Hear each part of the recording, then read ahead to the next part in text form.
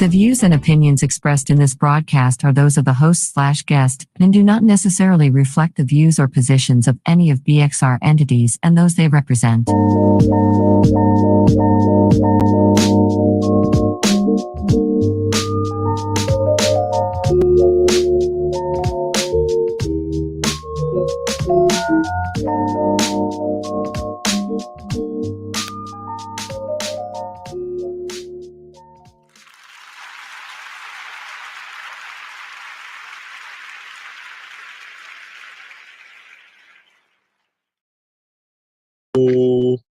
Hey, what's up, world? This is Nate.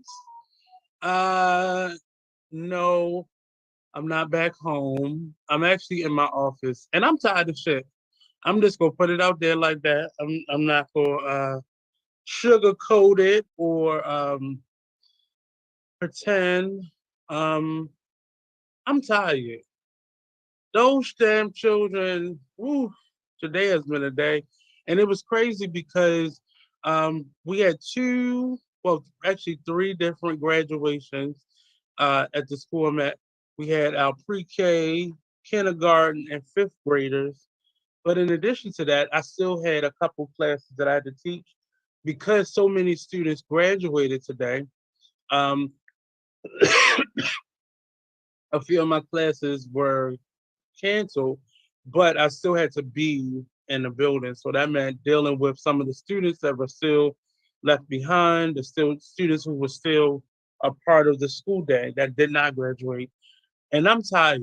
Um, and I'm tired. Um, yeah, today has been, I did have a crisp white linen shirt on, and it's still white, but it's real wrinkled because it just got serious. Today's show will be a little bit shorter because I need to take a nap. I need to take a nap. I need to get some work done. I need to actually do work in my studio. I've been really neglecting it for the past 2 weeks. But we are, as we do every Saturday, having a pop-up. So that'll be from 11 until 4. And then I have some activities that I'm doing. So what I've started doing is I've started showing up. I had gotten really bad at participating. Um, uh, I had gotten really bad at participating in just activities, like going out, um, having fun, getting to see other artists that work.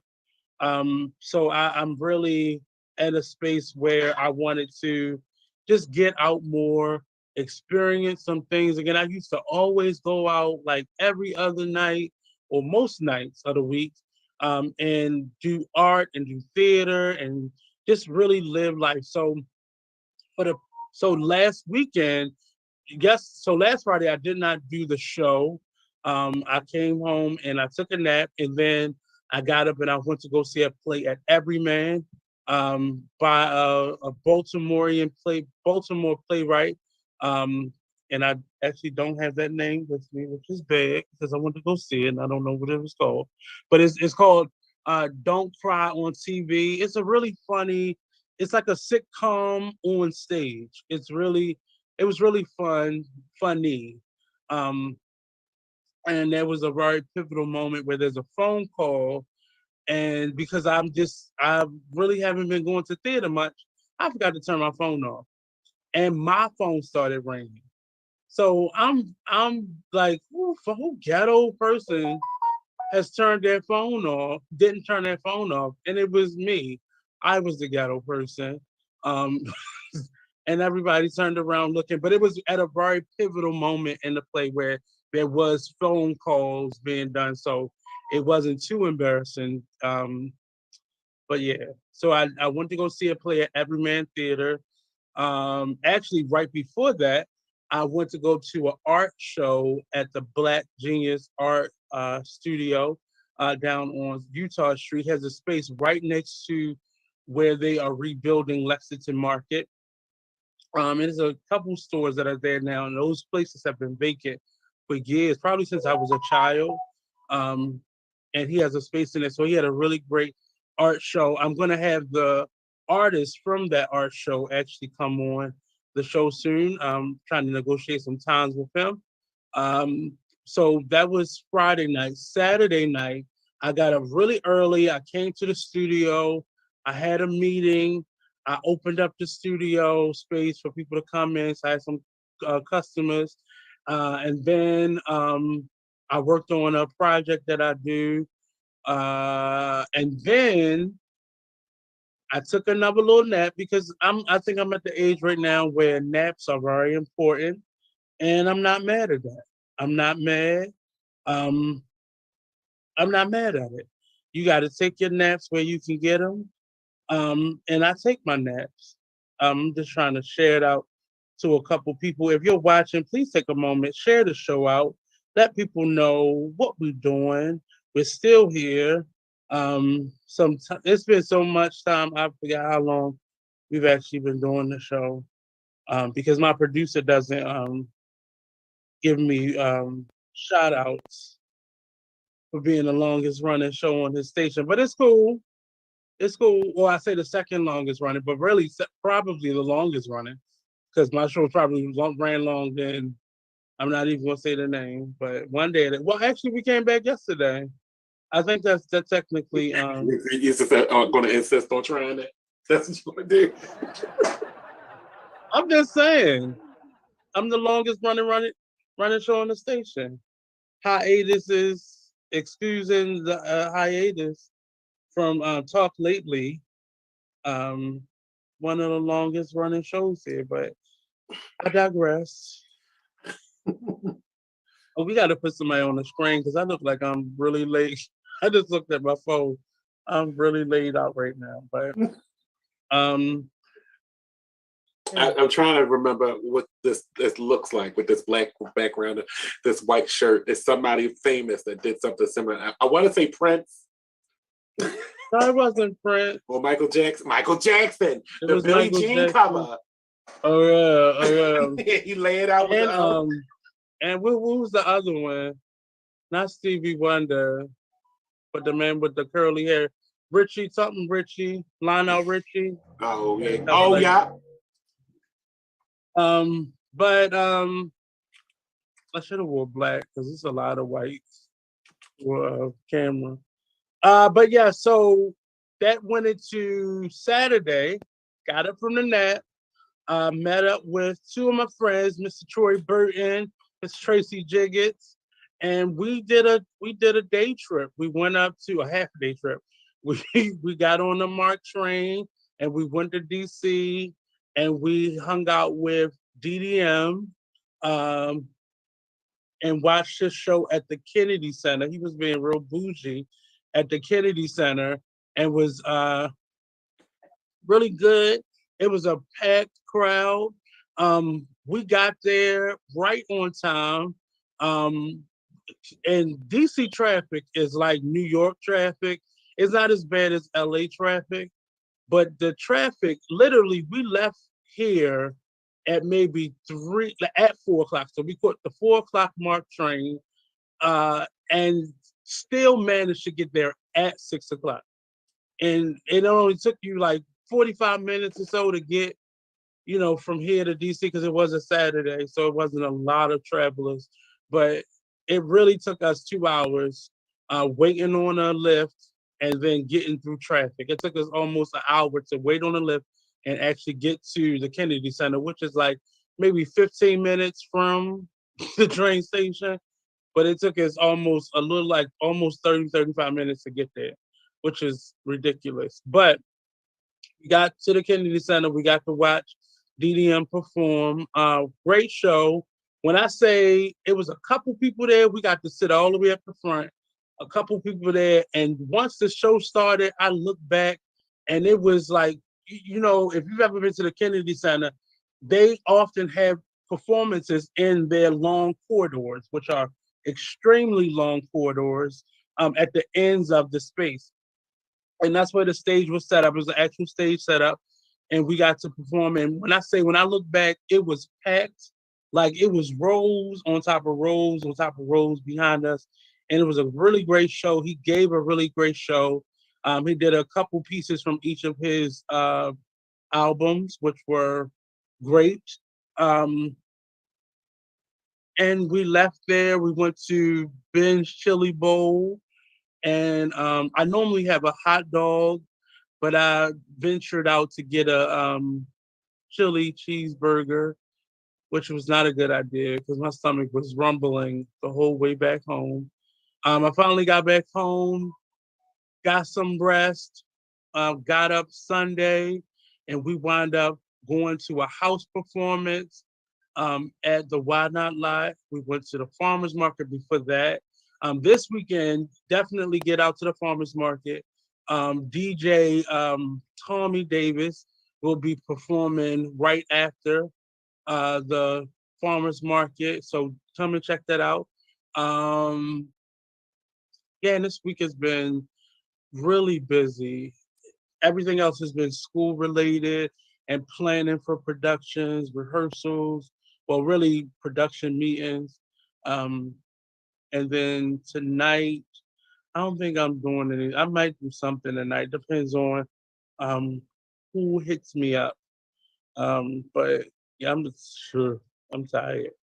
3 more days left in the school year, and I'm going to definitely enjoy them. It's going to be less students, which means less classes that I have to teach. Um, what else?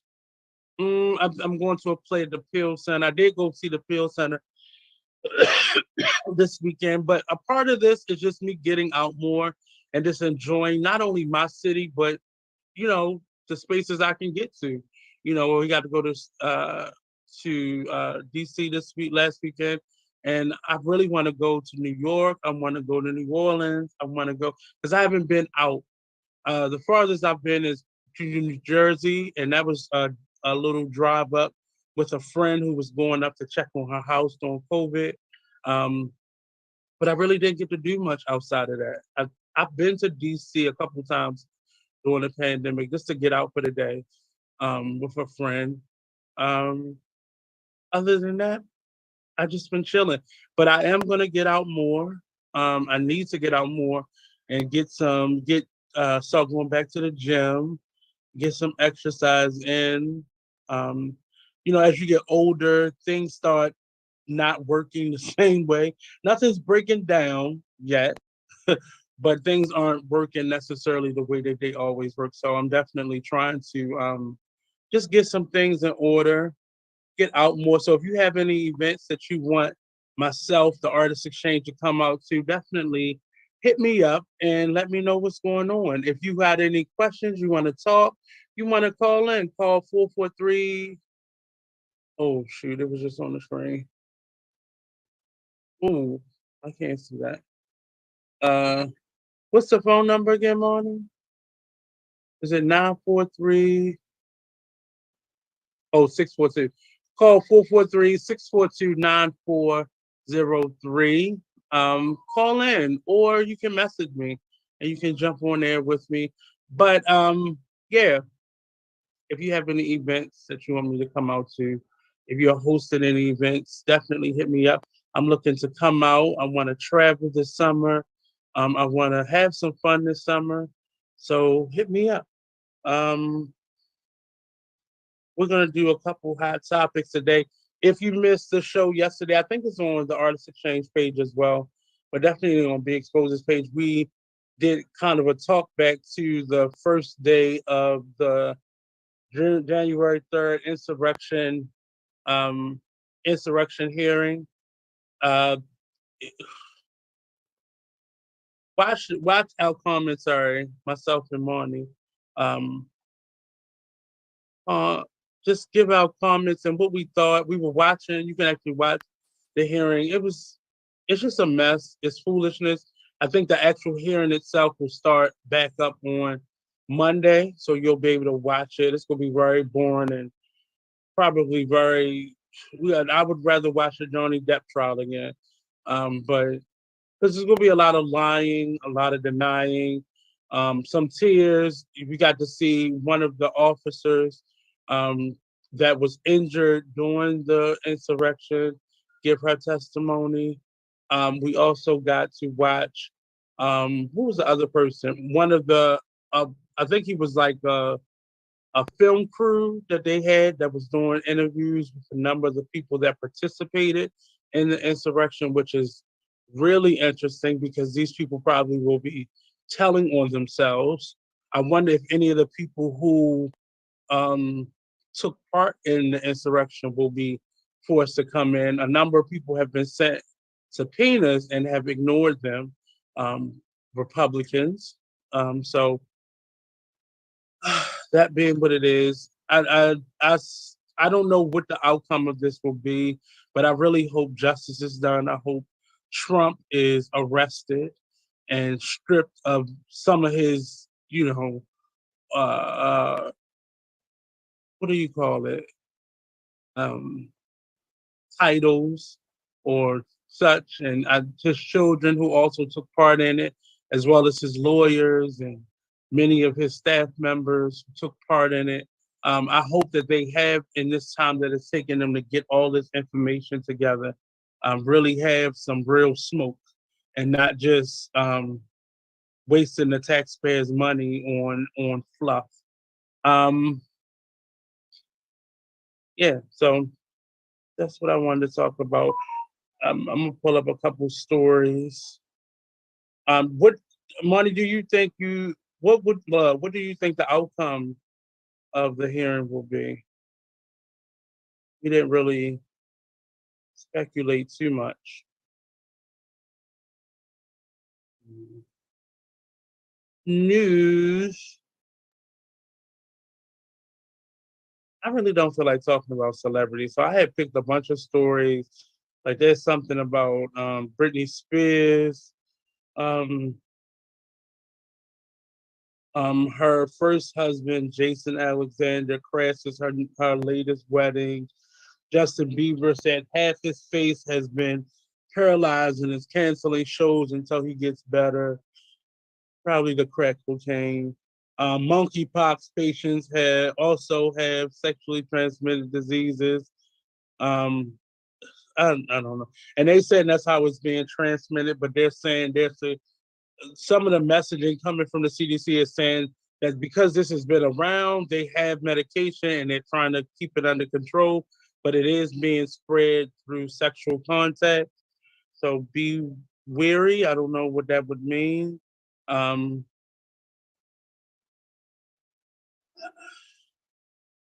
there's a lot of stuff that's coming up about Johnny Depp's trial. Um, and like the after effects, people commentating after the fact, but I think we had enough of that. One of the things that is seemingly like kept getting legs is the Monique versus DL Hughley debacle, and it's more so in the space of making sure your contract is what it says. So make sure you're getting what your contract says. Make sure you're doing the things that your contract says you can do. I think that's a big lesson for many people, artists and entertainers and such that have these contracts, especially with these promoters. And I think the issue between DL Hughley, specifically about the comedy show that they were on, it's very much so a contractual issue between the promoter and the two of them. And I've known promoters who are very janky, who do things like that. And often the artists get the bad rep in a situation. So say your contract says you get 40% of your 40 or 50% of your money up front. So before you even walk into the venue, you've already been set a certain amount of your money. And once you arrive, a lot of artists get their money before they go on stage. Um, Rarely do you hear of somebody getting their money after they finish a show. That's something that is not a trustworthy thing because the promoters can definitely leave while you're on stage, leaving you penniless or without the balance of your money. So making sure and understanding a lot of these stories that we hear, and I'm not saying every single one of them, but a lot of these stories can be traced back to a janky promoter who may not, and not necessarily just janky, but a promoter who did not sell out, or a promoter who don't have all your money for whatever reason, um, or and we've seen this in cases of Ti coming up as a comedian who's who's being allowed to get on stage after the headliner has always gone on. And there's certain rules when you have concerts or shows like that where you have a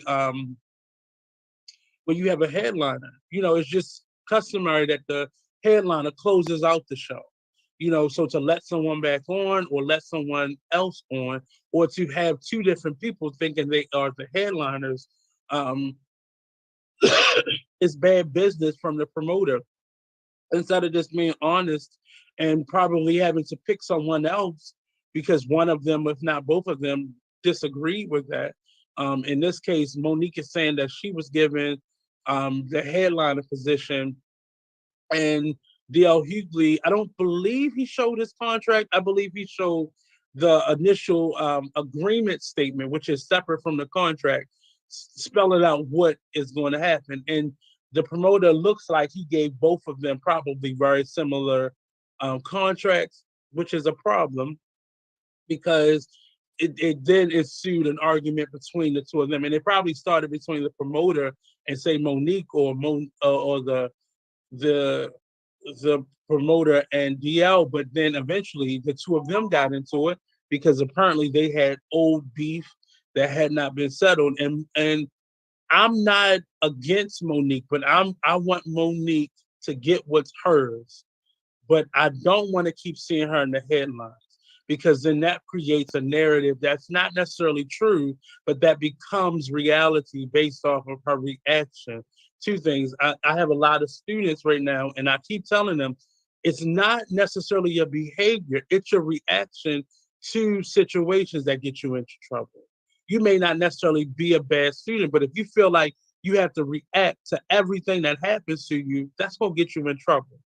And I want Monique to not always feel like she has to respond, even though the entertainment industry, how Black artists are treated, how Black people treat each other, people will bully you and expect for you not to say anything. People will treat you like garbage and expect for you not to say anything. And I think what's happening with Monique, and I think a lot of us are going through that now. You're not, I just finished talking to my friend Tracy. You at a point where I can't just let you say and do whatever you want to do.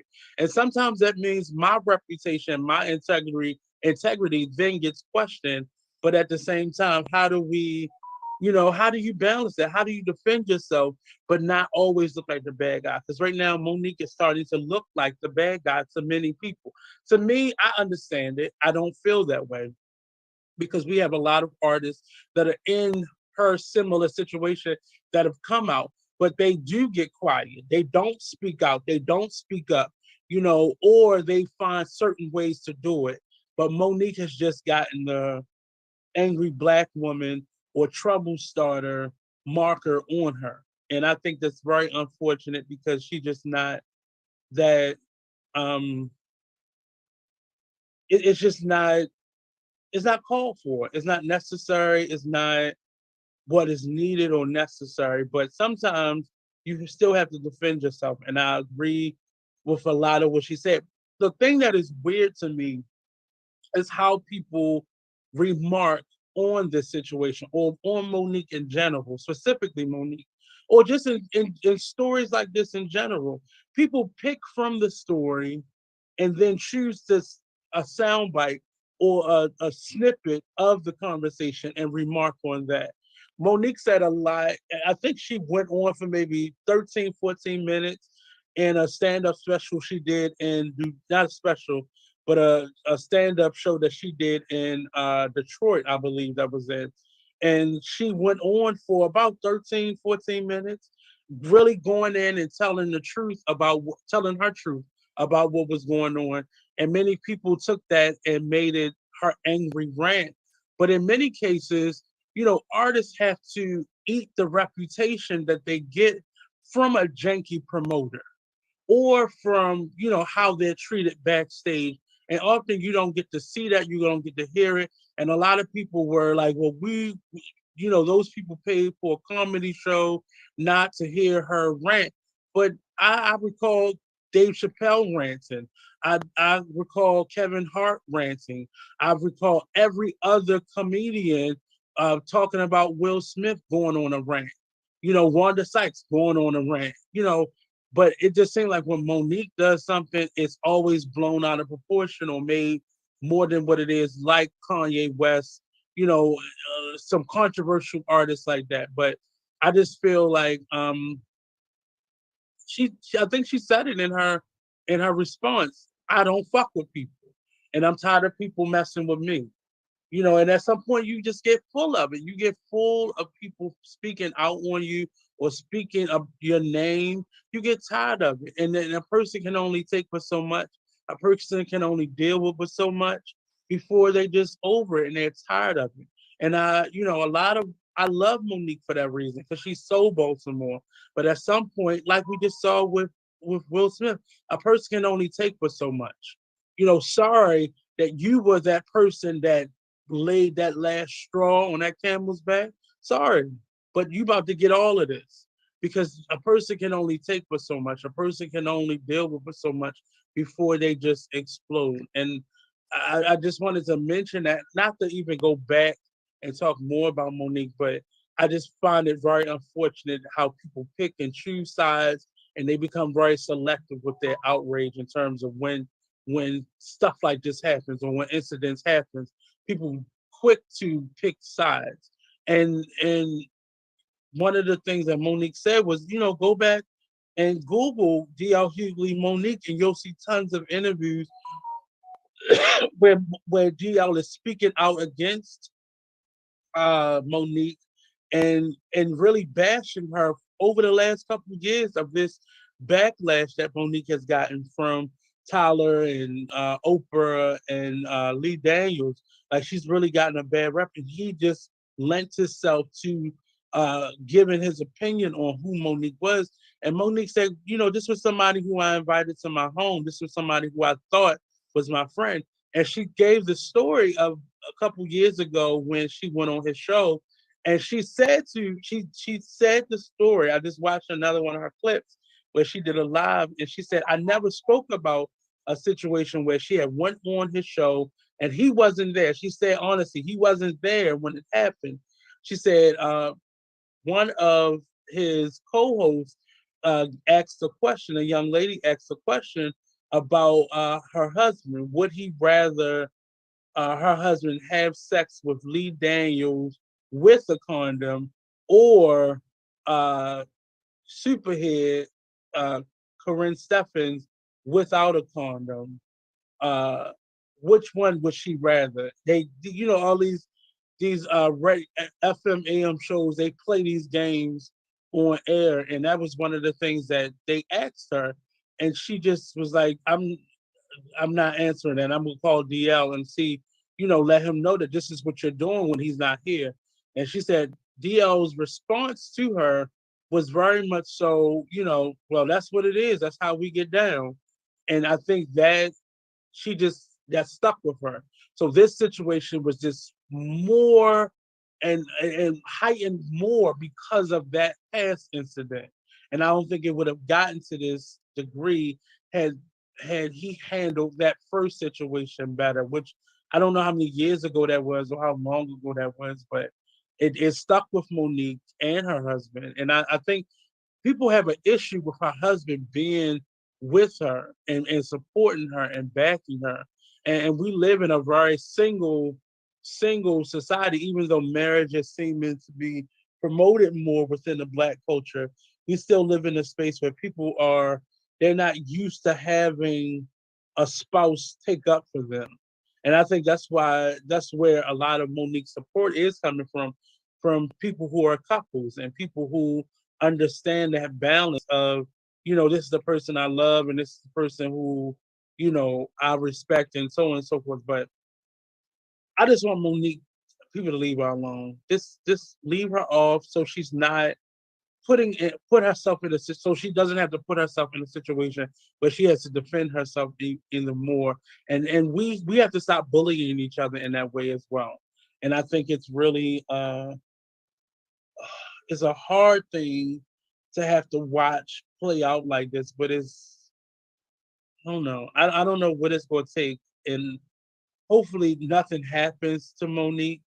Knock on wood. I hope nothing happens to her where people have to regret how they treated her, because I don't want the Oprahs and the Tylers to get out there and speak so lovely about her character while they're speaking. They're not saying anything.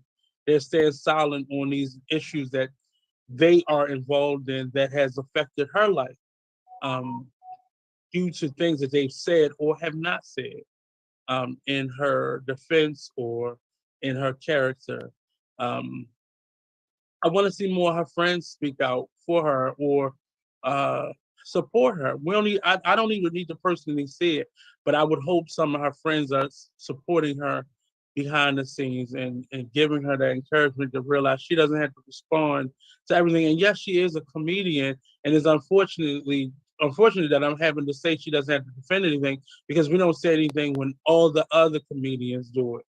We just watch all of them jump on a bandwagon in support of Chris Rock. But in this situation, we're watching Monique be almost terrorized and bullied by the entertainment industry and various individuals within the industry, and nobody's saying anything. And I think it's very sexist and it's very telling in how we treat Black women in the arts and business settings and so on and so forth. But yeah, um, our favorite, the next person is Mr. Nick Cannon. In a interview he just did, he talked about a question was asked about allegedly him having three more women pregnant after him saying last year, I believe, that he was going on a sexual hiatus. These four women are allegedly pregnant by Nick Cannon right now. So far, only two have been confirmed to be pregnant by Nick. A source claims that Nick allegedly has one more woman pregnant outside these four ladies. Nick Cannon has also he was on the Angela Yee Show podcast confirming multiple children on the way. And even I don't think he was confirming it. I think it sounded like it was a joke. So I'm hoping he wasn't confirming it, but he made a joke saying he's going to have just as many children as he had last year, this year. Um, he said multiple children on the way. Even further his statement by saying, if you thought last year's numbers was crazy, wait until you see 2022 numbers. July 21, Nick Cannon said publicly that it was no accident that he has fathered four children with three women in less than a year. It leads one only to wonder and speculate what exactly is going on. So I had just read that, and I asked you, Monty, yesterday. What would it like? How would you feel being one of four children birthed in 1 year by a man who has, I think he has 11 children now, or is it 8 children? I think he has. I think he has 8 children, or eight baby mothers. I think that's what it is. And he was only pregnant. I mean, he was only married to the first one, which was a Mariah Carey, and they had a set of twins, which are his oldest children. Um, it doesn't say how many children, but I know he's 41 right now, and you see a lot of people saying, well, he has the money, but money isn't always it. We see a lot of well-to-do people who are screwed up because their parents were not there for them. And that's the part that leads me to wonder, like, does he have time, or what type of time is he spending with these children? And I'm sure he's spending time with his children, but how quality is that time? And when me and Monty were talking about this yesterday on the show we did, I wondered how what would happen, because if you're having children, multiple children within a year, that means at least if what is being alleged is true, um, it really, like, some of them will be the same age. So what happens when proms come up? The question I put out there was, do they all live in California with him? Or are they some on the West Coast, some in Atlanta, or are they in other states? And how does he handle that? Yeah, he probably can fly private, or he can afford to take multiple trips within a week or within a day. But how much time does he have to really do that if he's working 2 and 3 jobs, that are typically taped or for short periods of the year, and he probably still has a summer open and whatnot. But how often are all the children coming over? Do all the children know each other? That makes it important, and he's having these children, like he had 3 last year, I believe. This is a little snippet of the show that was on. When you say on the way, it says you have 3 babies on the way. Is that true or false? When you say on the way, you know what? God damn it! I don't know what count you at. Let's just put it on the way. They're not here yet. So the stork is on the way. The stork has the package. Yes, there's. I don't know. It could be. No. This is what I said. You got the numbers out. What is it? 2021. Oh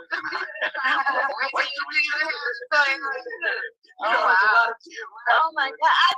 Okay, so what happened with this whole therapy, the celibacy? So you were right there. Okay, I'm glad I get to talk about this. So obviously, and I did, my therapist while I was starting my show and stuff had told me I needed to chill out. So I was like, let's try celibacy. Right. And that was like October. Like January. No, I didn't even make it to. I was supposed to go. That was the whole thing. I was supposed to make it to the top of the year, but then obviously I would start going through some stuff with, I got depressed, like with the loss of my son and stuff. So in December, and the thing is, because everybody saw I was so down, so everybody's like, I'll just give him a little vagina. And I fell victim to it because I was in a weak state. So December, especially right before Christmas, I started fucking like crazy, and that's when it I broke the celibacy, but I was probably celibate for probably like a month and a half strong. I mean, you were there. I was trying to do it. Yeah. I had a new show, new energy. I was dealing with a lot.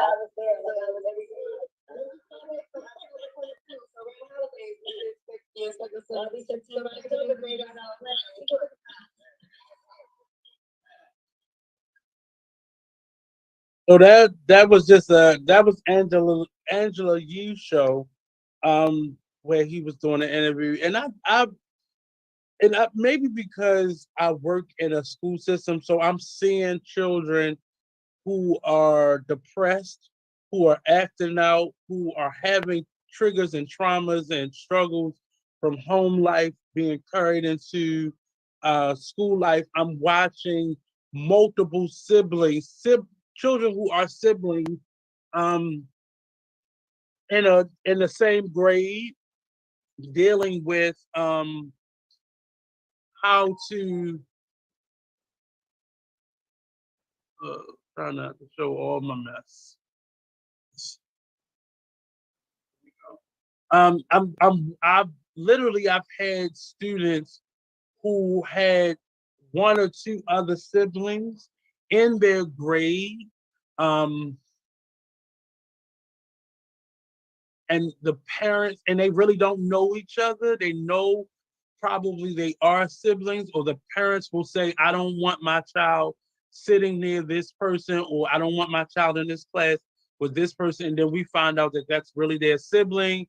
And, the parent has had multiple, in most cases, the dad has had multiple children with various people at the same time. So now all their children are in the same grade or go to the same school, and it becomes, I've seen fights and arguments in the middle of the school, out in the hallway, or on the parking lot with these mothers or between the parents over the children, that then spills down to the children. Now, in this case, they're all siblings, and their dad is very wealthy, probably is spending as much time as he can possibly spend with each one of them. I'm just confused as to what's the group life like? Like, what is the um how do they know each other? Do they know each other? Are Mariah's kids being, combined with all the other families, or is Mariah saying, and I'm just alleging, is Mariah saying those are not my children. I don't want my children around them. What is the unity space like? Are they being kept separately, or are they treated like separate families? Do they know each other? I'm quite sure they know of each other, but do they really know each other? Do they get to spend time with each other as a group of siblings? How are they being raised together? Those are the questions that I have. I'm sure he's able to take care of them. I'm sure he's not able to give each one of the children like quality time. And that's something that I would be very uncomfortable personally if this was me. But yeah, he seems to I be don't think real. so. Go I ahead. think he would be able to give them each quality time. I mean, What does quality time mean then? If he can spend a day with them, how often? more than Do they likely, all that's have a probably day? what it is. But what if I'm going through something right now and I need you today, and today's not my day? Like how do you explain that to your children? And I don't personally, we don't know the dynamic of their Right. family and what they know and what they understand Mm-hmm. about this. But I am saying I'm watching children who, because their parents work 2 and 3 jobs and they don't have time, that then reflects their behavior in school. So But when we I also say, still got to realize that those jobs that those people probably have, it's not the job that Nick Cannon has. yeah, but at this, and I get that, but time away is time away, regardless of what your job is. But that's what I'm saying. But where he may work only 2 or 3 hours a day, it's not the same as them working 2 or 3 jobs, working 20 hours a day. But if you have, like, he doesn't just have 4 children. Like, at first he had twins. So it would be, juggling 2 different children is one thing that's in the same household. But when you got the divorce and you separated and you start having multiple children, what does that quality time look like? Are you saying to your child, so your day, Maraca, and I can never remember the other child. Maraca and Monroe. Your day is Mondays and Wednesdays. Or your day is Mondays and Fridays. And then the other children have to get what's left over. And it's probably not like that because they are a little bit older. They probably got schedules of their own that they got to take care of. Mm-hmm. His quality time is probably for them more so showing up to the game, showing up to a ballet recital for Monroe, or something like that. Mm-hmm. That is different now because he doesn't live in the home, so they do have their own schedules outside of his parental control. Right. But see, like in our generation, well, in my generation, because Monty's much older than me. I think we did not see the effects of the neglect until we were older, like adults. Mm-hmm. But these children are now showing the effects right now. Like they are acting out right now. And that's something that has always happened, but I am seeing more and more children act out of neglect, due to neglect, right? Like in the moment of it. It's not something that over time has affected them. It's affecting them now. There are more children that are being put into temporary foster care or having therapists. There are more children that have therapists now than I've ever seen in a school system before. They're in the school system. They're not only 1 or 2 therapists in the school, there's a social worker in the school. I don't recall there ever being a social worker in my school. Not just a guidance counselor, but an actual social worker. There's 1 or 2 therapists. There are IEP specialists. There are feeling coaches, like literally a person who deals with that child's feelings. and these are multiple people, not just it used to be just like the speech therapist or, you know, maybe special education. They had a special person, but they're social workers that are in a school full time. Like the school that I have, we have an actual social worker that's in the school. Now that means there's some things that being there, that becomes a wraparound service that the school system offers. And I'm starting to see more and more people who are dealing with this, like children that are dealing with this. They may not have both of their parents. A parent may have died, but those are the typical things. But I've had a student who dad FaceTimes him at the same time every day. And we're in the middle of class, and his dad will FaceTime him because his dad does not live here. So his dad feels it necessary to FaceTime him because he's in another state on another coast and is a different time period. Well, what is 7 a.m. to you is like what 10 a.m. here.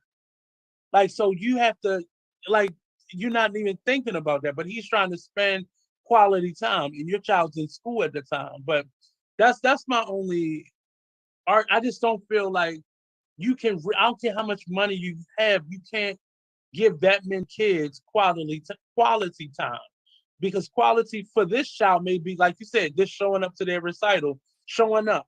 But this child may need some more emotional therapy. You know, if you have multiple children, at least one of them are going to have something emotionally going on with them, and that's just natural. But how can you address that? And they do have both parents, but you are the common denominator in all of this. Like, at some point, they're going to need their father and not just their mother to pick up that slack. And some of the parents have multiple children with them. And I hate the fact that we harp on them, but I see a lot of people dragging, like I said yesterday, dragging Kiki Wyatt for having 11 children. But they all live in her home. You know, she can see and touch them every day. And it's still a level of neglect even with that, because it's going to be a child that feels like they were slighted or they were ignored or neglected. So I come from a family where there were 15, 18 children, 6 children, 10 children. My mother's the oldest of 11. My father's kind of in the middle of 6. So they're big families, and there's always one child that just felt neglected. I look at my aunts and uncles, and I can tell which one felt neglected based off what they physically said and how their life has unfolded. But it just feels like, I don't think the parent, like Nick Cannon, I don't think he is aware of that based off his interviews. I don't know this man personally, but just based off his interviews, because what he initially said was this was to help him build his legacy. If he was to die today or tomorrow, he would want his name to live on. But your name living on and fucked up children don't really mix. Like, I wouldn't want that to be my legacy. A bunch of children that felt neglected or felt like they didn't have a parent. So, would you have multiple children? Would I have multiple children? Yeah. That was your question to me, and I don't have any. Would you have multiple children? But what do you mean by multiple children? Multiple children by multiple people in one year? Yeah. No, I ain't know how. But beyond being a whole, wouldn't you think about how that would affect your children?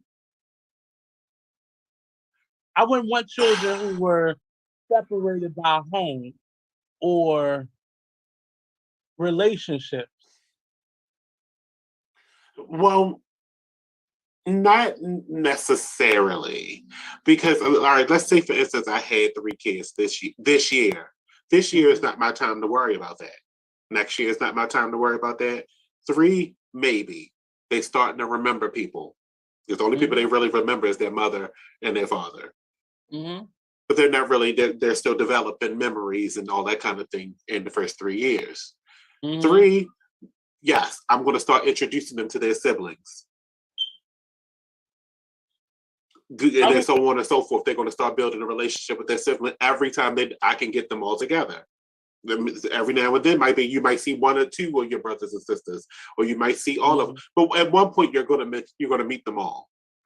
And I think that's probably what he's trying to do. He's going to make it a responsibility on himself that at one point, maybe Christmas time, that all his children have to be in one room. Yeah, like they're not coming here. And I don't think he would want to go there. And I don't think he would want to bring all his children together there because he don't know if one of the parents are going to want to come. So I'm thinking he would probably take them to his home and do Christmas at his house with all the kids. And if the parents would like to, the mothers would like to come, then they can come. Well, why even? Because I'm sure they got to understand that at this point, now that I'm sure they know now that there's two other baby mothers this year, that this was not going to be a relationship. Yeah, that's another side of this, because he kept saying, he tried to go to therapy, these was all slip-ups, basically. That's what he was saying. But that becomes a soundbite that your child can eventually hear, like, oh, you just was fucking. That's how I came to be. Like, I would want it to be more meaningful. But wasn't it all?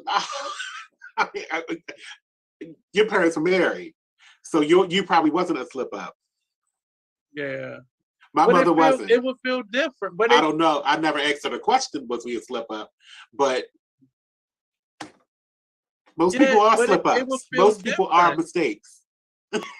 Yeah, but a mistake in a healthy relationship is like, it's a little struggle. But when you having a baby by somebody you don't even know, right? Like that's the legacy But that's not his accountability, and it's not just his accountability. It's in question here. It's the mom's too, because she was just as thirsty. That. She got her come up. So do she really have a leg to stand on in an argument about when he comes to see his child when you knew how this happened? Right. And that was the argument online because many of the people were not going after him. They were going after her. He's recently became the target. But before, it was the women like, why the fuck would you deal with a man that just keep having children? Of course, for a come up. Right. She won't be a wild and out girl. Then she gonna be a wild and out girl. One of them was a wild and out girl. That's what I'm saying. And then she gonna come out on stage with her belly and twirl around in front of everybody. Well, you gotta lose your job because I can't have you pregnant on stage being a wild and out girl. It's just something that just feels uncomfortable to me, and it's really because I think with me having a foot in the educational system, and I'm directly connected with the children, I am seeing the effects of neglect with a child. Mm-hmm. It's one of my. I mean, I like his stance on how he handles this, though. Mm-hmm. He kind of like trusts but verifies. Like if one of the girls tells me he's pregnant, he was like, "Okay, I don't know yet. We can get you the DNA test and let's find out. But if the child is mine, it will be well taken care of." Yeah, but that's financial. I know what you're saying. That's financial. Yeah. But at the same time, a lot of us didn't have financial stability. And look how fucked up some of us are. Without financial stability, though. That was without financial stability. Yeah, we fucked up without it. But the financial part, as the point that you're making, because there's a financial security there, okay, that part of it is, secure. We don't have to worry about, not getting the things that we need in life or being homeless or anything like that. But I would think that is something that you can overcome over time. Not really. Mentally not thinking that your dad loves you or wanted to spend time with you or thought about you. I think that's a more deeply rooted issue. And that would take more time for me. And I know for me, that was part of my story. My dad had 4 other children within his marriage to my mother. And that was a big part of me, like, well, and I'm the oldest. And that a big part of that for me was like, so I wasn't enough, not slighting them, but I'm not enough. Like to a degree, I felt like I wasn't enough. Like, but they were oops. They were oopses. Yeah, well, I'm not gonna say that because they might watch this, but I mean, come on. At this point, they have to know that he was a married man, and you are oops. Well, yeah. They have to know that by now. But at the same time, that setup is not their issue. It's directly with him, and that's the right. And it would be. It wouldn't be with your mother because she was the innocent party here. It would be with him. Their gripe is always going to be with him. And that's the part that worries me because it was time spent with the children, but in that my parents had separated. They did not get a divorce. They separated, and he went out and had other children. Mm-hmm. So, are you thinking like is the nut that good that you focus on that? And what do you mean for wanting to have the baby? Yeah, like the act of having a baby becomes more of the focus than, oh shit, this is a human being right here. Well, I mean, to try to step into a woman's mindset, sometimes a woman is focused on not the abortion aspect of it, but the fact that will this be my only chance at having a baby? Yeah, but I never. That has never been something that I've agreed with. Single parent, like planned single parenthood. Like I don't. That to me is crazy and wild because children need balance in life. And I'm not saying, they need a mother and a father in the household because there are plenty of examples of well-rounded children who did not have that. But just like you gave that example of the man that's in California and he's video calling his child, he is trying to be a presence. Yeah, but maybe at the wrong time. At the wrong time, I agree with you. Yeah. But he's trying to be a presence. It just needs to be. And right now, probably all he's doing right now is as in physical parenting is providing funds. But he's trying to also put a face to what's happening. Because he lives in California. He can't be in two places at once. But that's a great example. His job probably took him to California. He can't be here because his job is there. And then what if the mother never wanted to move to California? Or they're not together? But those are the types, and see, I did another show out of Atlanta, and this was always a recurring when we would get questions in. This is always a recurring question or conversation piece. When you're dating someone, these are the type of questions that need to be asked up front. And we have a tendency of not wanting to ask these questions because but I can tell he was definitely not dating. They weren't dating. This wasn't a date. This was me getting some ass. And the result of me getting some ass, a baby was produced. And that's my perspective on dating. But that's his stupidity because either he wanted to do that, either he wanted to get her pregnant because he knows he's working with a monster and that he's very fertile. Well, these alleged, first of all, you're dumb as shit. But I see that. So. Allegedly, these children that will be born in 2022, he basically just blamed the fact that his child died in 2021 on the fact that he's about to have 4 more children, allegedly. 4 more children. Which is fucking crazy. Well, I think that child was a part of your string of nuts.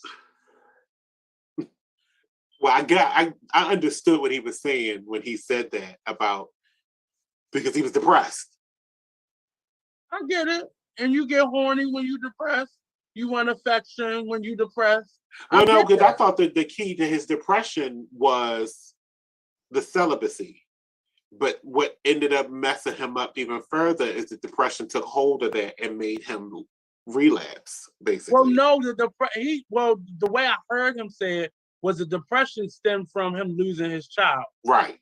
And he went celibate because of his therapist thought he should slow down and let's refocus. Because I really thought when he lost that child, that would be a turn for him. Like, you know what? Maybe I need to stop just having children.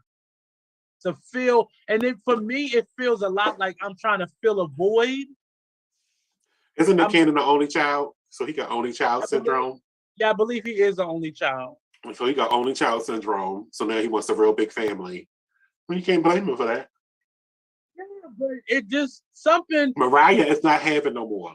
Okay, she's I done. don't. Her closets are closed. I think because she probably waited later, it probably was more of a health issue for her.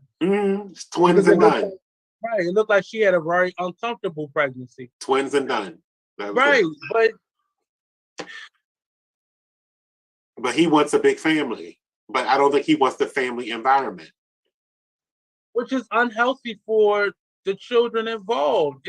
I just feel like it's very unhealthy. I don't know, but you keep saying unhealthy. There it's are some unhealthy. I don't know about that because it depends on, like I said, it depends on the treatment of each individual child. So you don't feel like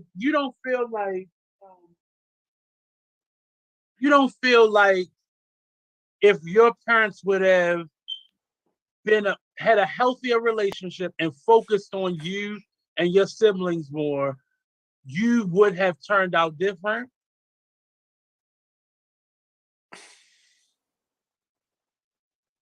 So you're asking me to say if my parents were different people? Yes. Well, I don't. That's a hypothetical that I can't even put in my head because I've lived this life. If they were different people, yes, it would be probably totally different. But would it be something that I liked? That is the question. Right. But even in whether you liked it or not, do you see how you would have turned out differently?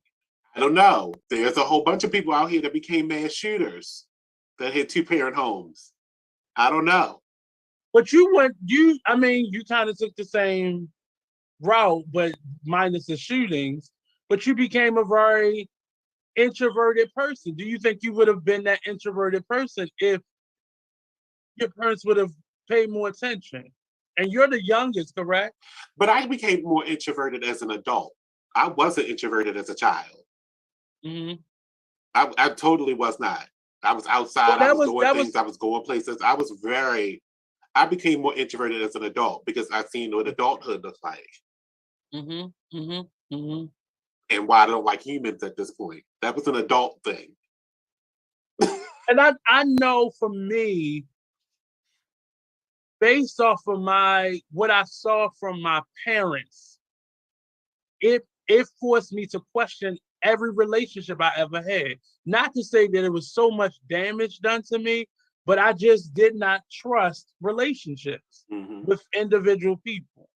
And I know that, I'm not blaming my parents for who they were. I'm just saying, I used to always say in my head, I wish my parents would have tried a little bit harder. But that would have meant something different to both of my parents. And for my mother, I wouldn't want my mother to try hard for something that just wasn't there. And I wouldn't want my father to try hard for something that he just wasn't prepared for. Mm-hmm. I wish he was prepared for it. Oh, yeah. But that started from his parents and my mother's parents. Like that, those things, it didn't start with them. It was a result part of it. And, a lot of this would be different if everybody's parents had a different mindset on raising children. Not or just better support system. That too, but it's all most parents. I don't know if it was me and your parents, but most parents had this idea that when 18 got here, I was done. And who is that fair to when you're done at 18? Because who's gonna pay for my college? Yeah, because that's I'm on my own for that. That's so now I got something else to resent you for. Because now how am I supposed to make it in this life with nothing but my high school education? And see, my mom was the exact opposite. If I wanted to still be with my mother, I would still be at their house. And so you were crippled in a way that there was no plan for you after the fact. For me, it was no plan, but the plan was to keep me there for the rest of our lives. Keep you at home. Keep you at home for the rest of your life. Yeah, right. I've seen that too. So that then becomes the other side of it, and that's more of a protective measure because I guess she saw how her siblings were like you had the same situation with you. Okay, you 18 now, so you got to. But I think we should start evaluating our parents. I think kids should start evaluating their parents as well. Do you feel as though you've done a good job with me? Well, so my point from the beginning, that is what I see children doing now because they are equipped with these we didn't have social workers in the school system growing up. And we know fucking well we wasn't going to talk to no guidance counselor about no shit like that because that could mean us being taken away if they thought something was going wrong. But now there are social workers and therapists in school that are giving children, well, I'm going to say teaching children how to communicate their feelings, but they're giving them verbiage to be able to, like one of my students will say to me, if I say, do you want me to call your mother? She's not going to come up here. My mother's at work. She's not going to get off. That's a total mindset that should not exist. That because you are at work, your child has to suffer. Or your child feels like you're not involved because you have to work. Or you're not going to take the time. Because a lot of children, they'll look at a teacher that is hard on them. Like we used to look at a teacher that was hard on us, like that teacher really cared. And but today, that's different. Go ahead. And here's another point too, because if parents would have realized, like we, us looking on the inside, looking from the outside, looking in the inside on somebody's family, right? And if you would have realized that everything that you learned in school was going to be repeated through your child, would you have forgotten all that knowledge? Because we can't help. I mean, at this point, most parents can't help their children with their classwork because you don't remember nothing that they're doing. Algebra, that's went out the window. Calculus, that's definitely gone out the window. And you did all of that stuff and you forgot that you were going to have kids. Yeah. You forgot that you also want to have children, but that wasn't instilled in you though. That wasn't instilled in you. Your instillment was that, oh, don't you get pregnant. Don't you get pregnant. But that's not the way I think it should have been taught. Don't you get pregnant now. That is for the future. But this is a good stepping stone for you to remember the classwork that you're learning now because somebody's going to ask you about it later. And that's a part of the messaging that I try to give, to some of my one-on-ones with students. Like if I see a young person that's struggling in a certain space, not just academically, but just, with friendships and getting into trouble, I try to give them some of that information that one, I was given or I should have been given. And that's something that one of the reasons why I'm still a teacher, because I now am in a space where I can give that type of information to a young person and know what I'm talking about. Because that's one of the things that doesn't happen these days is that your child is not being directed into a path. You don't have that question at home. What do you want to be when you grow up? To keep them on a track. I remember what I wanted to be when I grew up. When I was a child, I wanted to be a salon owner. I wanted to do that. I did accomplish that. But did I want to do that? Is that really what I wanted to do? If I had been asked that question the whole time, maybe it still would have led me here. But at a different rate, because I would have knew that I had my education. It was locked. But that wasn't the case. Because no one asked me that question. I think I never got asked that question after the 5th grade.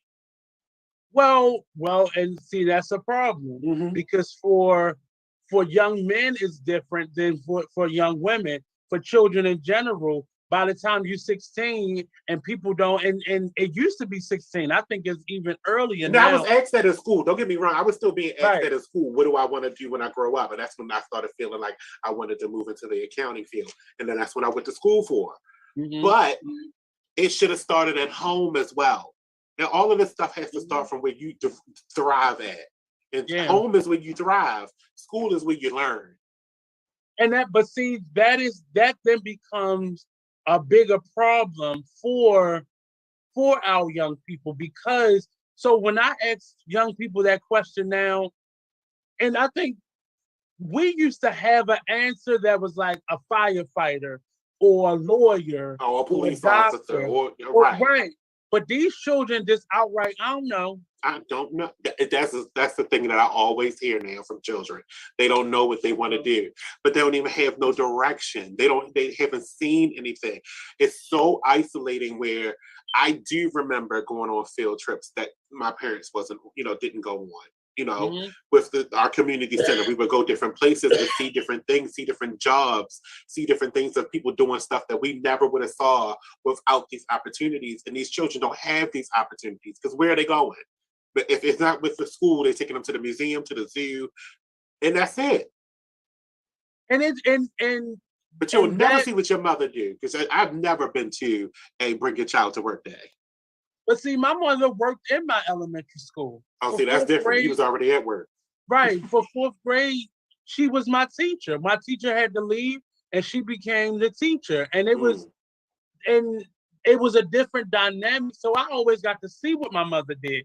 It wasn't until middle school and then eventually high school where I was separated from her, but I still saw the work that she did. You know, my mother often brought her work home in the form of a fucking family or a child. What's so interesting, now that I think back on growing up and my work history, right? I tend to model, to my younger years, I tended to model my work history after my sister. We all worked at the same places, a supermarket, Popeyes, moving on over to doing data entry for a company and things like that. And it's so interesting that I could see who I was wrapping my role model hat around. And it was my sister and not my mother. Damn sure not my father, because I would be in prison right now. Or in a grave. I mean, in the bucket in my closet. He is so morbid. Out of control. But that then becomes your measuring stick of how you want to live your life. For me, I saw people working. So as soon as I could, I got a job and I earned a paycheck. And that's what I saw. I wish that was my motivation. I wish that was my motivation. My motivation was not that. My motivation was to get out of here. See, I have to get out of here and be on my own. I need the money to get my own place and get out of here. That's that urgency wasn't in me because I knew I always had a house to live in. I never felt I had a house to live in. I just didn't want to live in it. I needed to get out. Right, and I didn't feel pushed out of the house. I didn't either. My energy was, hey, you got to get the fuck out of here. Because I saw my uncles living with their sisters, living with their mothers. And I was like, Nate, you cannot be fucking 30 and 40 years old, living at home, having your mother answer the phone saying, look, I got to make a phone call. Like, I could not imagine my life like that. But I had all the luxuries growing up, though. I can't say I did not. I had my own phone, my own, TV, cable, all that kind of stuff in my room. I had everything that I could ever drink. My refrigerator was in there. I was good. But I'm not going to say that my childhood was bad, but I just do believe that childhood does not end at 18. And it's not, and this is something that I had to realize. The pain that I felt growing up was feeling neglected. And that's because my mother was a foster parent who turned into a adoptive parent, who turned into a therapist, and I saw my mother work her way through things. So I often choose the hard way to do things because that's what I saw. My mother didn't have the typical life. My mother stopped going to college because she had me. So she had to figure out another way to have a career. And that part of that was becoming a substitute and then eventually a teacher. And that's why I'm trying to make sure this is so different for my nephew. Right. Because, in less than 6 years, he will be 18. But he's not going to be the typical 18 where he's going to go get no job. But that's starting now, though. But you're now seeing that doesn't start when you turn 18. That needs to start and be instilled in that child before you are going to college. I want to know what you want to do for a living. What is it that you want to do for a living so we can get that emotion? Upon graduating high school, do you want to take a break? I'm fine with a break. But you're going to college. But you're going to college. Right. I understand a break. I needed a break. Whereas though I think in our age groups, we had to figure that out. Mm-hmm. It was, I remember let's get this 4 years over with as fast as possible. If you're gonna be a doctor, it's gonna be a little bit longer, but we're gonna get this over with. By the time you are 30, you're gonna be successful in whatever field you want to be in.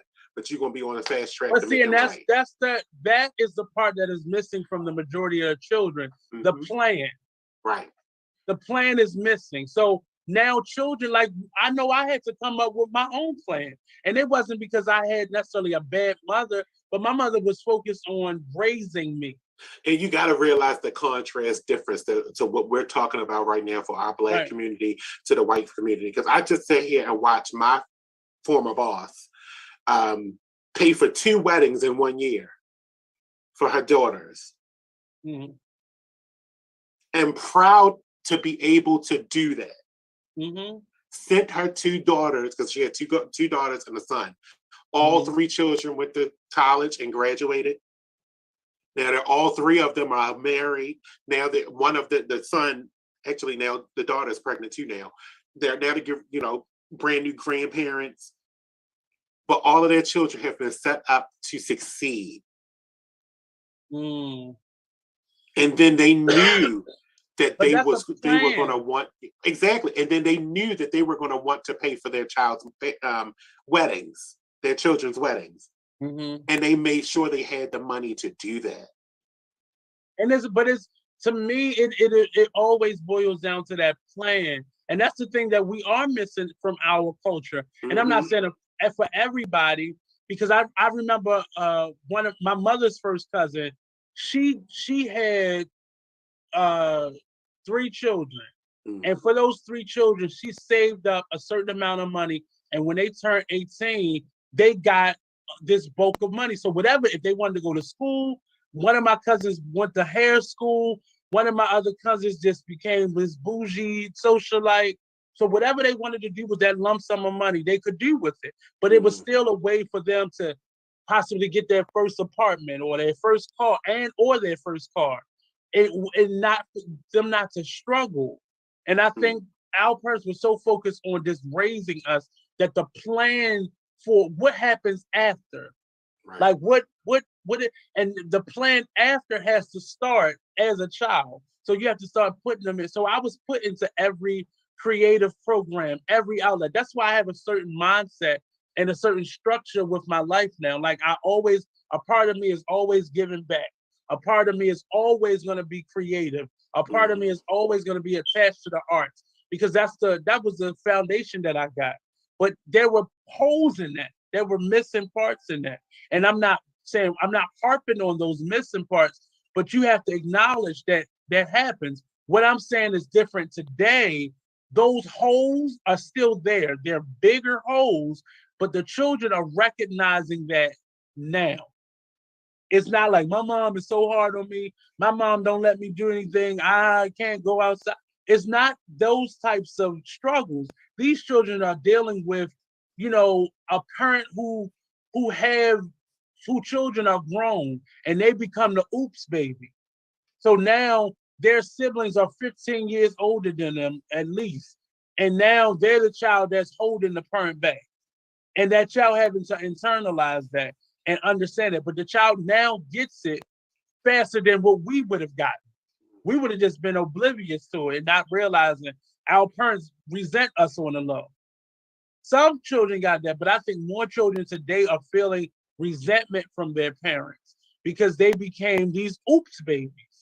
Like, and that's why I'm so uneasy about this Nick Cannon situation, because Nick has it easy. He can jet around the world. Mariah can jet around the world and do a million things at one time with help. But do those other mothers have that luxury? Will they eventually become like a slave to Nick Cannon's money? Like, I gotta, what happens when that child turns 18 and they haven't invested in that money or, did anything to invest in that child so they can get a return and that child becomes a famous whatever? That's the part that is worrying me. And that's the part that I see in a lot of other people who are just having children. with no plan. Like you don't even.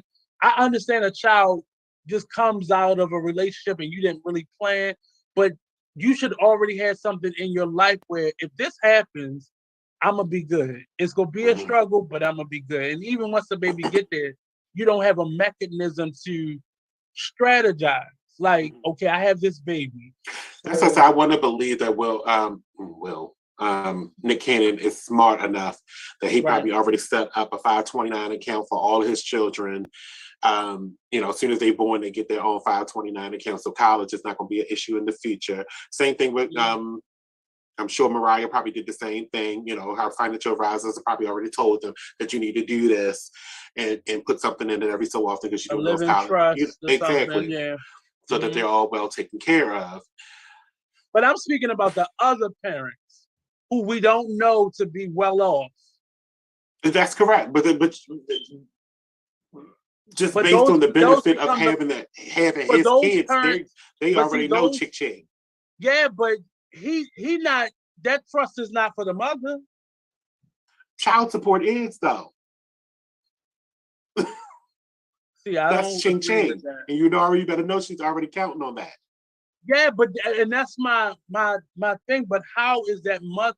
Because see, what happens is there could be a rich parent who's just fueling life, but that primary custodial parent, that's the parent that the child looks to. That's the child that the child learns from. That's the parent that the child picks up their personality from. And this rich parent that just comes in on my days is somebody who I aspire to be, or I love when they come around, but it's the everyday person that's there that gets the brunt of that. And if they're not doing the things in life, that depends too, because it's only one child, but I'm going to bring Chris Brown into this and his child. They got joint custody where the child goes over there a couple days and stays home with the mom a couple days. I think it's primary with mom, but the visitation is that he gets the child a certain days of the week. Don't know if that's how he's going to do with Nick Cannon and his children. I don't know. Those are young children. And what the nanny situation might be, all that kind of stuff. Who goes get the child? Who's doing the transportation? Will the child be at Nick Cannon's house when he gets home with the nanny? Who knows? These are great questions. He has to work this out in his head and for his family. Because I don't know what the visitation is for Monroe and Moroccan. From what it looks like, it's just, when he shows up, they have an open space where he can just show up. Yeah, he's always over Mariah's house. And I'm sure the other parents have a similar situation because he's probably financing their life. And what's different about Monroe and Moroccan, they also live in LA. So yeah. And see, that's the one thing. And I was trying to figure out where the other is it information on where the other people live, or they're they all in that California area, because even if they live somewhere in California, that would make it a little bit more convenient, right? Than them living on another coast or in another state or something. But it's how he's talking about it that makes me cringe, because there's so many children who they have both of their parents alive, but one parent is just off living their life or fulfilling their fantasy or just. Well, I guess we won't find out until we figure out how they the baby's mothers talk about him. And if they don't do no talking, which they haven't, the only one that you've heard from is the one where the baby died. Some checks clear. Or he is a good father. Her checks get cut off. He's a very good father. That's the other choice to that. Either the check's clear or he is a very good father. And that is such a relative statement, because we won't know until the children get older. And something bad happens. Right. Unfortunately, if something bad happens, or he stopped paying them or something like that, and then somebody's going to be on the news talking about he's not paying me. Yeah. Yeah. But so far, what I can say about him is so far so good with the 8 now. So far so good. And out of those 8, mothers, there are multiple. Like Mariah has 2. I think it's another one. It's 6 mothers. Yeah. Oh wow. Because Mariah has 2. I think it's another set of twins as well. Oh. Yeah. Oh yeah. I don't know. I don't know what the individual. I was just saying. The calculus would be 6 mothers, 7 mothers. Yeah, but it's supposed to be allegedly 3. I think they were trying to say 4, but he didn't deny or confirm either. Yeah, that he had all these oops babies on the way. That's okay. He's gonna be fine. I think he's probably not gonna go the child support route, because that's what I don't hear any of the other arrangements. We would have heard about that if that was the arrangement, that it was child support, legally recognized child support, that he probably just gives them a stipend a month. Yeah. And it must be worth it because they're not talking. But why would you? Because my child, and they can't even argue my child isn't getting the visitation that they deserve, because you just had a baby by somebody who clearly is a serial dad. Mm-hmm.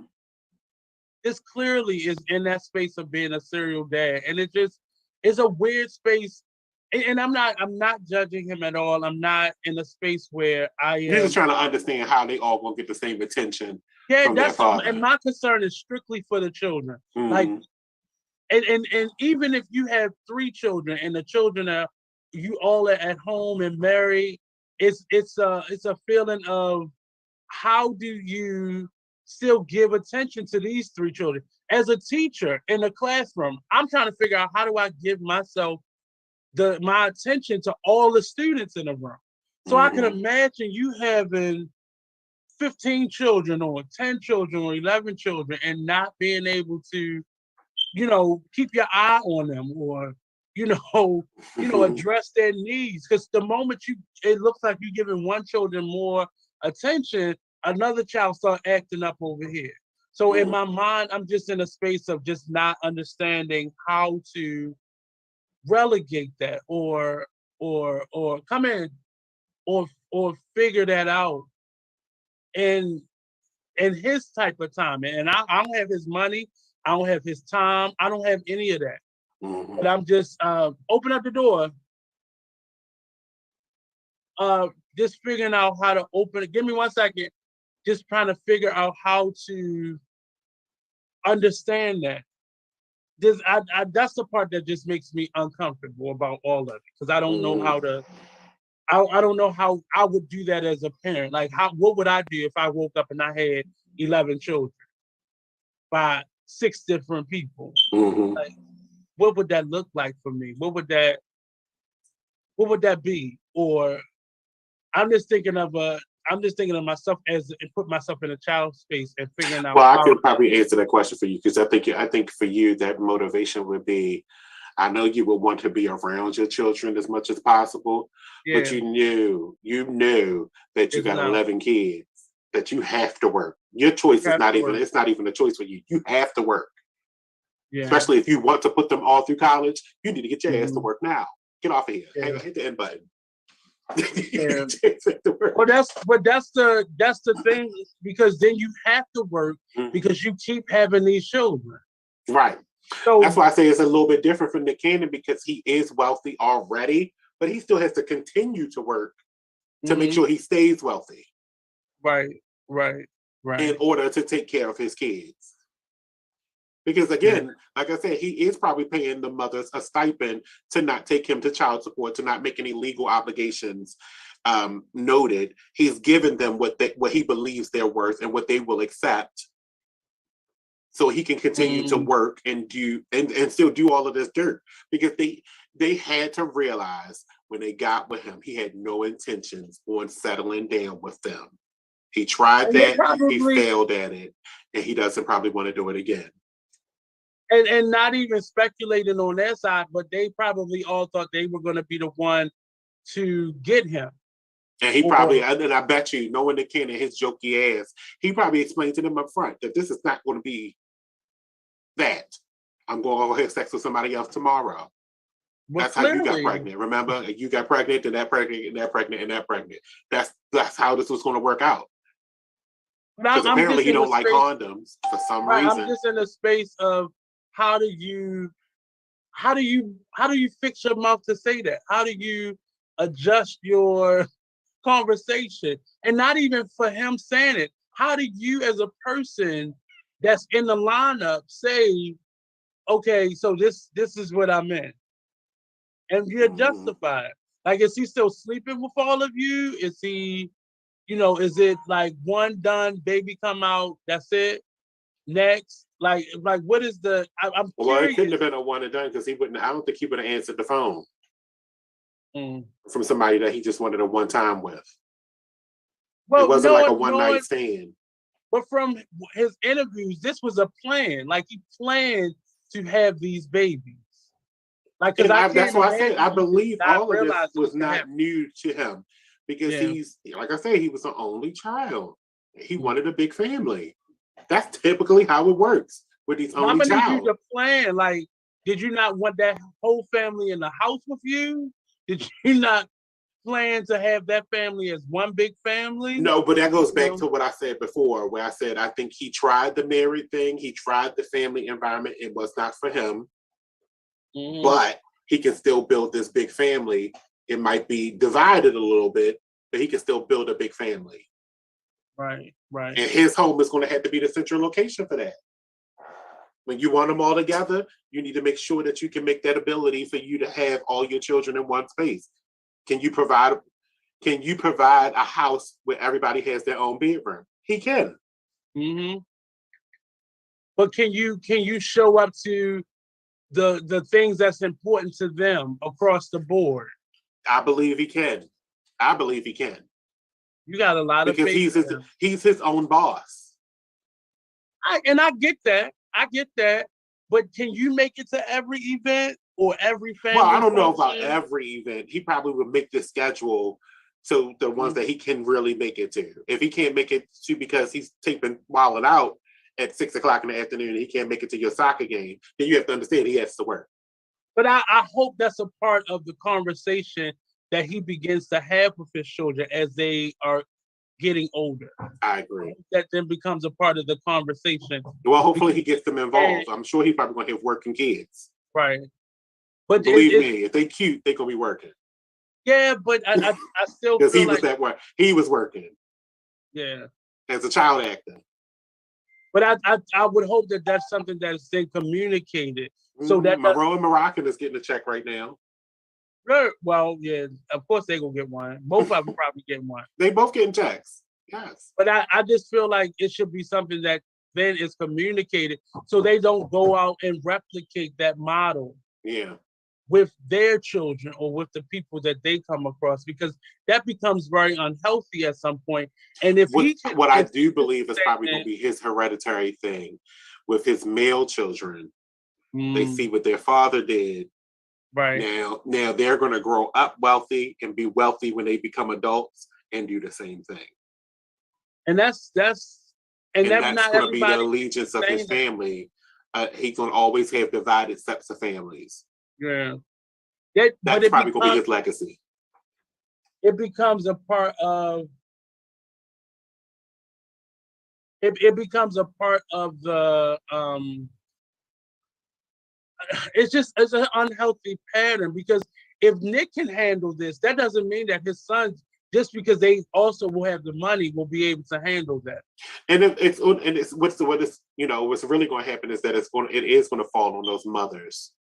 It's going to fall on those mothers to show a different example, because it's going to be her home that's the primary home. So she's going to have to show, if she don't want this to be a repeat performance and their children to grow up to be just like their father, they're going to have to show them, she's going to have to show them a home. A whole home. Meaning she's going to have to get married, whether it's the Nick Cannon or somebody else. She's going to have to form a home. Mm-hmm. Yeah. If she doesn't want them children to go down that same path. Because their only examples right now is their mother, who was a oops, and then their father, who's a whore. So that's your examples. I get that. And that's just what it is. That's the circumstance. But when you build it as a circumstance, and it's not just, this happened, because you gotta fight for your own development. That's going to fall on the mother. I'll give you 3 oopses. I'll give you 3 oopses. But when you start going to 8, 9, 10, like now this is a strategy for you. And you're building unhealthy habits in your children because the same way that the sons will grow up and use their money and influence and begin to do this to other women, his daughters will also become the women who do this. So that's the part that's why I said I look at it across the board and not just for one side of it, or because he has money, they'll be okay. Because I'm looking at, well, those boys are going to have to mate with somebody's child in order to be this person. So, have the communication right now so they understand, like, this is my personality. It doesn't have to be your personality. This doesn't have to be your choice. And who knows, all his children may become very, monogamous people and don't want that type of lifestyle because they saw that, they saw the effects of how it affected them, how it affected their parents, and they may not want it. Most of them are still young anyway right now. So maybe he'll be a different person in 5 years. Yeah, but it still exists on the internet. That's the difference now. Right, but it's still in what you instill in your children. That's what I said. Maybe he'll be a different person in 5 years. He might be settled down in 5 years. And in 5 years, by him being settled down, he will still be showing those younger children a different end result. Yeah. Hopefully. I mean, he only got about 10 good years in this being able to be this goofy. I mean, because he still looks youthful. He's our age, but he still looks youthful. But he only got about 5 more years. I would give it 5 more years to be this adolescent, goofy person. Yeah, but in that 5 years, his oldest children will be almost adults, if not adults at that point. And then the rest of them will be at an age where they do see that he can't be there for everything. And that's the part, and I'm speaking on Nick Cannon's situation, but this is a scenario that many of us on a local level can understand, and we see that. I'm seeing it in the school system. We all have family members and friends that go through stuff like this. So it becomes just a part of how we deal with, our traumas, because this is something. He's not doing this because he just one day woke up and was like, you know what? I want to have a tribe of children. It was a part of his study, I believe, but it was also like something has had to happen where he felt like this was an option. Like his life being put on in the balance in terms of his health, and him thinking, I got to have as many children as I can have to keep my name going. But that's not how you do that, because you could have just mentored a bunch of fucking children. You didn't have to have them yourself. You could have started a mentoring program. They didn't have to be your children, right? That took your legacy on like that. I think that's a part of that toxic masculinity, that where you think the number of children or your seeds being planted all over will bring you prosperity in terms of legacy and such, but. Yeah, I'm concerned with how it will affect them, because those children gonna have to be around a child that I may know or have, or that's what I'm concerned about. Because I think he like them hood and bougie, so it don't, long as they cute. I think that's all that matters to me. If he has access to them and they cute. But this has been. I don't know why that's been on my mind. Like, his story has been on my mind for a minute, and only because I see them continuously dragging Kiki Wyatt. I just see them continuously dragging them. But you see also huge families like the Jacksons. We see how kind of screwed up some of them were, and that's a bunch of children, but that was all under one roof. Allegedly, I think he has other children, so maybe it wasn't all under one roof, but they don't even talk about them other children. So But yeah, that's just another, and that's the example that I have in my family. Huge families like that, where you just having these children, but there's very little understanding about money and financing and all that. But now these people have the money to be able to take care of them. But does that mean that they're going to be any better off because you have the money and the resource to be able to sustain having a handful of children, if not more than that? Yeah. Whew. A handful of children. You said what? Oh no, that was you getting ready to start talking. Yeah, it makes my head hurt just thinking about it. Because I can imagine. I'm stressing over, I want one child by the time I'm 45. So I can only imagine what that would be like. And I wish I would have had my child young, like the rest of my friends did, as teenagers, and had a child, because they would be grown by now. But like my niece is 19 now. So I wonder if I would have had a child when I was 18, that child would be grown right now. But I would also have to worry about grandchildren, possibly. Hmm. Interesting. Yeah, so that was just a story that was on my heart for a while, months now. Because I'm watching all these interviews with him, and I just feel where's Steve Harvey now? Where's he at now? Where are all the Denzel Washingtons and Chip now? They all jump to will defense, but some of them need to go knock on Nick Cannon's door and be like, hey, bro, slow your roll. Get a vasectomy or something. But his game is to have the children, is not to avoid having them. So, like you said, he must like it raw. So, ladies, ladies. Hmm. I wonder if he would date somebody with children, though, or be with someone with children. Well, this has been another edition of the the Artist Exchange. Next week, I'm not going to be as tired because my last day in the class is the 15th. And then I have a couple weeks before I start my summer programming. So I won't be as tired. Um, but I appreciate you all for tuning in. Please like, share, and subscribe. You can go to our Be Exposed page. We're on every Spotify, Google Play, um, Facebook, YouTube, Twitter. Go follow us, like our pages, subscribe to them, so you can get a notification when we go live. You can go to our Facebook page and get a notification. Go to our YouTube page. You can follow the Artist Exchange on Facebook, Instagram, and Twitter. Twitter's about to be ending because Twitter getting real slimy, and I don't like uh, what's going on there. But my website will be up shortly. You'll be able to find all of our events that we're doing as the Artist Exchange, as Bad Shot Blue Jewelry. You'll be able to find all those events in one location. And yeah, stay tuned. Look out for the pages. You'll see where I'm going over the weekend.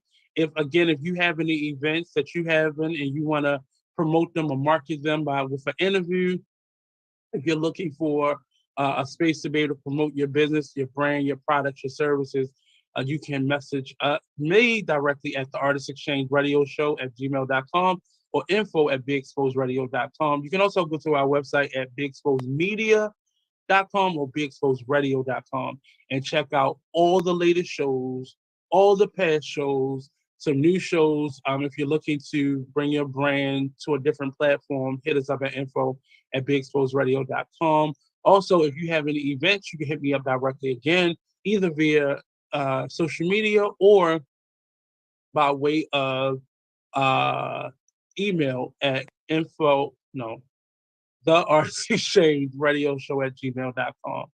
And I'll be out and about. I have a couple events coming up the pop-up shops on Saturdays from 11 to 4.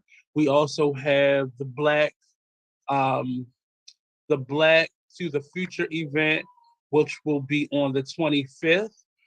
We have a great speaker, Mr. Coach Scroggins, that will be giving a conversation on how to reach out for funding. And you'll be able to actually learn how to write a letter of intent. So definitely check us out. And that is every month, the Black to the Future event, sponsored by the Baltimore Black Arts District Band. Every month, myself and Shinya Wright will co-curate that event. And it's really geared towards giving business owners, entrepreneurs, artists, the tools, the resources, the financing, the funding, all the things that they need, the wraparound services, providing that. We always have at least 2 or 3 resources there that are either financial or some type of wraparound support system for artists, for entrepreneurs, for creatives. And you get free headshots. They're now free massages. And we're at the Be More Green space off of North Avenue. I forgot that cross street right there, but it's on North Avenue. A couple blocks up from, I believe, Fulton and North Avenue on the right-hand side going west. So definitely come check us out. Go to my page and you'll be able to see that. Also, if you go to either the Artist Exchange page or the Red Shop Blue Jewelry page, I am one of the emerging artists on Off the Rack for Baltimore Fashion Week this year. So I'll be showcasing some designs. I already have our models. I'm sketching out some designs right now. That's why I'm on the floor, because I'm cutting fabric and testing out some designs to better put things together. So look out for that. We have an event at the end of this month, actually on the same day, the 25th. We'll have a pop-up here with Miss J. Nicole. She'll be back doing some vittles. So if you want to try your hand at vegan eating, which is very good, if I may add myself, especially when J. Nicole is cooking. Come on by. We will have some samples of her work here. She also does the teas. I'll have some shops, and we'll actually have 2 other vendors here as well. So that promotion will go out this weekend. So we look forward to you stopping by. And always, if you go to my page, I'm gonna put out a calendar link where you can book your personal shopping days if you have some special needs to be able to come by and showcase your work. So again, this has been the Artist Exchange Radio Show. Real artist, real talk, real live, only on BeExposedRadio.com. Peace out, people. Good night.